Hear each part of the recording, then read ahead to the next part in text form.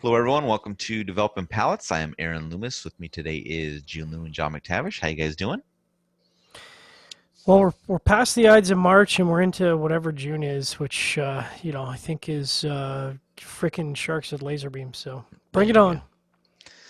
So today we are talking about the Tabak Especial Dulce Gordito. This is a double Toro 6x60.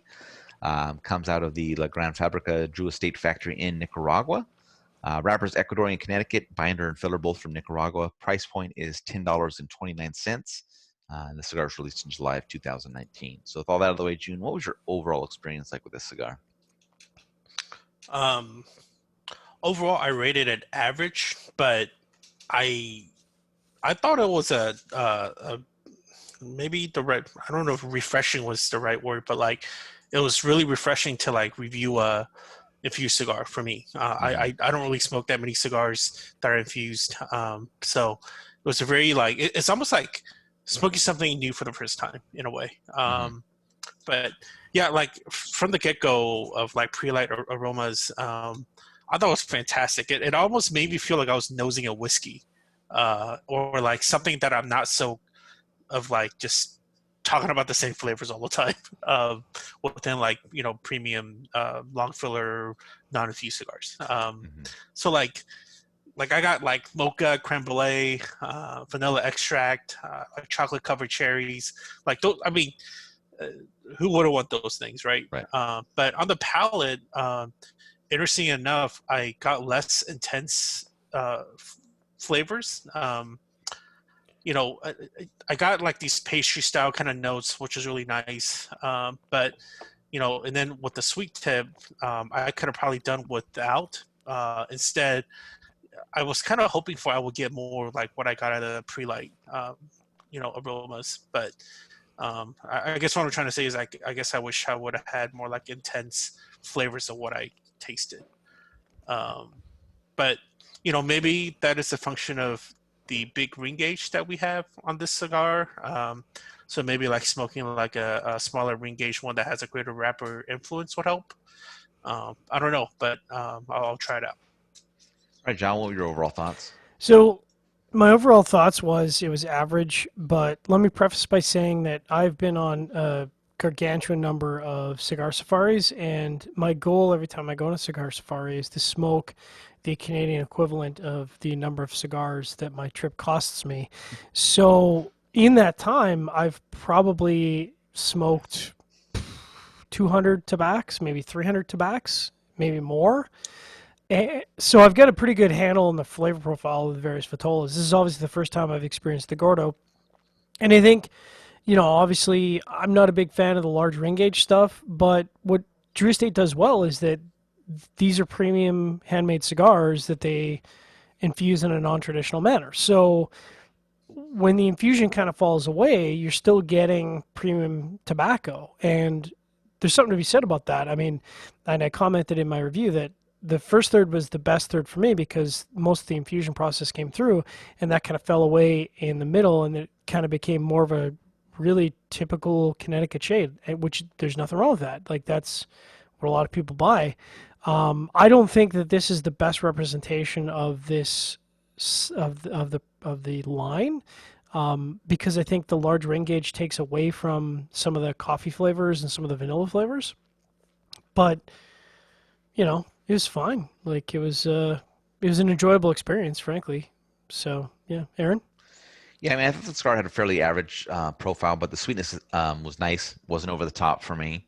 As the creamy coffee kept fading back and the char and the bitterness joined in, the enjoyment level kind of waned for me. I do enjoy a coffee infused cigar from time to time, and this is definitely, I think, one of the better ones out there. Yeah, I don't prefer this ring gauge just because of the mouth feel, but that doesn't detract from the score at all in the review. That's just not a fair way to do it. Um, I would come back to the cigar, but it wouldn't be in this Vitola. It would be in a smaller ring gauge just because of comfort level. But if you like a coffee infused cigar, you're not off by put off by those kind of flavors or added sweetness, then it's definitely, I think, a cigar that's worth checking out. So getting into the scores, start out on the top with John at 5.85. June gave it a 5.75, and I gave it a 5.20. So John, how'd that 5.85 match up for you? I think it's pretty respectable. I mean, I already have an ingrained bias against large ring gauge stuff, and that has nothing to do with it being non-traditional.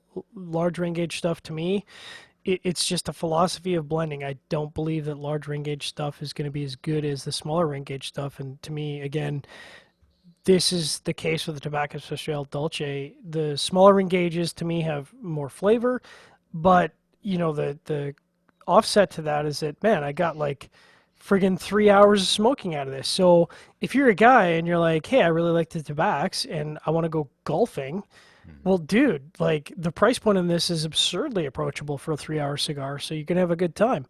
Like Aaron was saying, the mouth feels a little awkward. I'm not, like I said, I don't really like 60, but um, there was nothing wrong with this cigar from a technical perspective. And overall, even though I said it was an average experience, the flavor profile is above average. And there's tons of traditional cigars out there that will score lower than this. So, yeah. All right, Jiunn, 5.75. Um, it's like what John said. It's respectable kind of a score. It's not my style. It's not my cup of tea. But you know, but it's actually kind of nice to switch it up and smoke something a little different. Yeah, my 5.2 matches up well. Slightly below average flavor profile. Okay construction. I had a little burn issues, but the draw was perfect. And I think there's Oh, I didn't talk about the two draw. cigars, Lanceros and 60 or larger ring gauges, where the draw has to be perfect, or you've lost a lot of the battle on that. And so, doing a really good draw in the large ring gauge was a nice thing. So that helped it out. So I didn't talk about that. My draw was quite resistant, and I marked that down where normally on a so it's like I marked it as 3.5 to 4 inches or 4 notches resistant, and on a smaller ring gauge cigar that would rate it as an average draw. But I think the trap on the larger ring gauge stuff is that so often you get these big 60s or 58s or 56s and they're a wind tunnel, and that's the absolute worst thing you want. Like, It's like getting smoke boarded. yeah, I mean, you can smoke like guys are like, oh, I got a 60 and 6x60 and I smoked through it in an hour and 15 minutes. And it's like, bro, what the hell are you doing? Yeah. So I think that that's the correct approach. You want to slow the draw down. You want to have a resistant draw, and I think that helped the cigar a lot. I think that's the right way to go. Yep, exactly. All right. So scoring infused or flavored cigars. There's some people that like to keep them in their own category and score appropriately, or they set a scoring range where these types of cigars should fall in. Not our typical way to do it. So what's your guys' opinions on that kind of stuff? Jiunn? Score what I'm saying. I mean, It's a cigar, right? You just scored like a cigar. yeah, it's a cigar. I don't understand why you need a different benchmark or scoring system to score a cigar. Yeah. You don't have a scoring mark. You don't have a scoring range for Connecticut's. You don't have a scoring range for Mexican San Andreas. You don't. Of course not. Yeah, it's just a cigar. I mean, it's a cigar, right? If it's got good flavors, it's got good complexities and builds and good construction. Those are the metrics, Yep. and it's regardless of the makeup of it. What are your thoughts, John?